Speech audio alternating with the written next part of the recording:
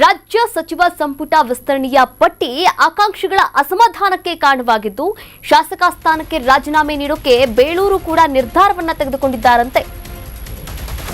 ಆಕಾಂಕ್ಷಿಗಳ ಅಸಮಾಧಾನಕ್ಕೆ ಕಾರಣವಾದ ಪಟ್ಟಿ ಶಾಸಕ ಸ್ಥಾನಕ್ಕೆ ರಾಜೀನಾಮೆ ನೀಡಲು ಬೇಳೂರು ನಿರ್ಧಾರ ತೆಗೆದುಕೊಂಡಿದ್ದಾರಂತೆ. ಸಾಗರ ಕಾಂಗ್ರೆಸ್ ಶಾಸಕ ಬೇಳೂರು ಗೋಪಾಲಕೃಷ್ಣ ಈ ಬಾರಿ ಸಚಿವ ಸ್ಥಾನ ಸಿಗುತ್ತೆ ಎನ್ನುವಂತಹ ನಿರೀಕ್ಷೆಯಲ್ಲಿದ್ರು. ಸಚಿವ ಸ್ಥಾನ ಕೈತಪ್ಪಿದ್ದಕ್ಕೆ ರಾಜೀನಾಮೆಗೆ ನಿರ್ಧಾರವನ್ನ ಕೂಡ ಮಾಡಿದ್ದಾರಂತೆ. ನಾಳೆ ರಾಜೀನಾಮೆಯನ್ನ ನೀಡೋಕೆ ನಿರ್ಧಾರವನ್ನ ತೆಗೆದುಕೊಂಡಿದ್ದಾರಂತೆ ಶಾಸಕ. ನೋಡಿ, ರಾಜ್ಯದಲ್ಲಿ ಬಹು ನಿರೀಕ್ಷಿತ ಸಚಿವ ಸಂಪುಟ ವಿಸ್ತರಣೆಯ ಪ್ರಕ್ರಿಯೆ ಕೊನೆಗೂ ಕೂಡ ಅಂತಿಮ ಘಟ್ಟವನ್ನ ತಲುಪಿರುವಂತದ್ದು.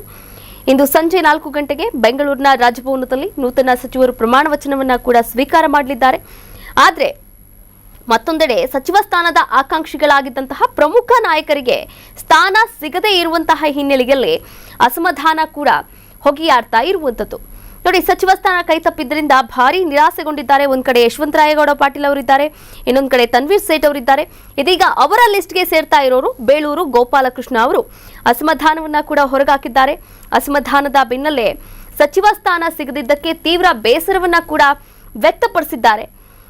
ಈ ಕುರಿತಂತೆ ಈಗಾಗಲೇ ಬಹಿರಂಗವಾಗಿ ಆಕ್ರೋಶವನ್ನ ವ್ಯಕ್ತಪಡಿಸಿರ್ತಕ್ಕಂಥ ಬೇಳೂರು ಗೋಪಾಲಕೃಷ್ಣ ಅವರು, ನನಗೆ ಈ ರೀತಿ ಮೋಸ ಆಗತ್ತೆ ಅಂತ ನಾನು ಅಂದಾಜು ಕೂಡ ಮಾಡಿರಲಿಲ್ಲ.